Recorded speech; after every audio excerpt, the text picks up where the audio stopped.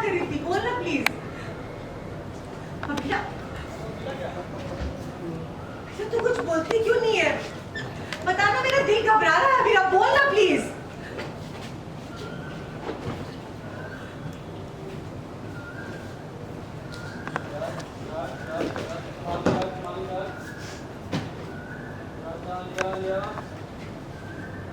Very nice, एक बार और लिया।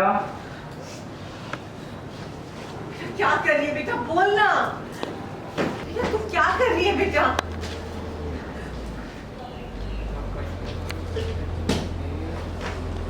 क्या कर रही है तू?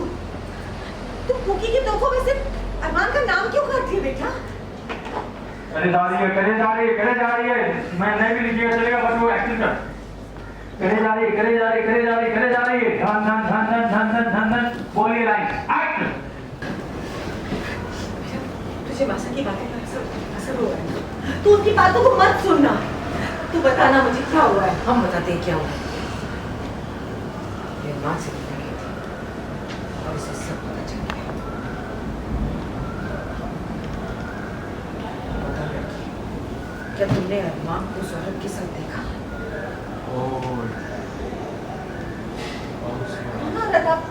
आप किसकी बात कर रही हैं मासा? क्या तुम्हें पता चल गया कि मायरा ही अरमान की प्रायोरिटी है। ये तू क्या कर रही है बेटा? तू कुकी के तोहफों से अरमान का नाम क्यों काट रही है? Abhira! Thank you so much for joining us. Yes. How are you doing? Very good, very good. Thank you, very emotional. सबसे पहले तो मैं ये बोलूँगा, सराहना करूँगा आपकी एक्टिंग की, बहुत अच्छा किया। Thank you so much. Thank you. हमने देखा कि सब लोगों ने तालियां बजाई। हाँ जी, हाँ ऐसे अप्रिसिएशन मिलता है सेट्स की तरफ से, सेट वालों की तरफ से, डायरेक्टर की तरफ से, हम मीडिया वाले हैं हाँ जी।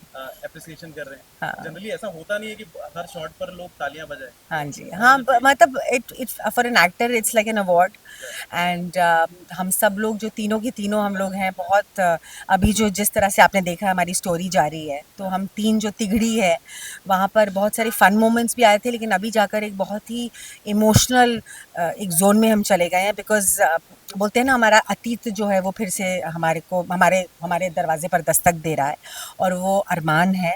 और अरमान जो है हमें फेयर में मुझे दिखता है, मुझे लगता है, और फिर मैं सोचती हूँ शायद मेरा भ्रम है, वैसे ही मुझे कम दिखने लग गया। तो मुझे ऐसा लगता है कि विद्या को लगता है कि नहीं अरमान नहीं है वो, यहाँ कैसे अरमान होगा, वो तो पता नहीं कहाँ है। और लेकिन मासा आके हमें खुलासा करती हैं कि नहीं वो अरमान है। एंड यहाँ पर अभीरा शॉक्ड है, मैं शॉक्ड हूँ। मासा आके उसको पेपर्स देती हैं, डिवोर्स पेपर्स की, ये तुम साइन कर लो क्योंकि वो अभी मूव ऑन कर गया है। इट्स हाई टाइम कि तुम भी अपनी ज़िंदगी में आगे बढ़ जाओ।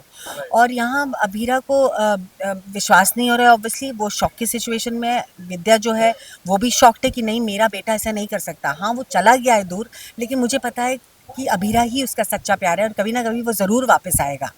तो यहाँ पर जब अभीरा को पता चलता है वो माउंट आबू में है, वो रात को चली जाती है उससे बात करने के लिए कि मैं पूछूंगी कि तुम यहाँ आए थे तो मुझसे क्यों नहीं मिले। लेकिन वो निराश होकर आती है, वहाँ वो ऐसा कुछ देख लेती है जिससे उसके पैरों तले ज़मीन खिसक जाती है। उसे समझ नहीं आ रहा है क्या हो रहा है, उसने सुध-बुध खो बैठी है, उसे कुछ समझ नहीं आ रहा है, कुछ दिखाई नहीं दे रहा है। अंशुमन उसे घर पे छोड़ता है और हम वेट कर रहे हैं उसका, और वो कुछ नहीं बोल रही है। वो सीधा आती है और पूकी के लिए जो गिफ्ट्स उसने 7 साल से इकट्ठा किए हैं उनमें उसने लव पापा ममा लिखा है, तो वहाँ से वो पापा का जो नाम है वो काटती जा रही है। और मैं बोली तू कर क्या रही है, तू बता क्यों गई थी तू माउंट आबू, और क्या हुआ वहाँ पे बता। वो कुछ नहीं बोल रही है, नाम काट रही है।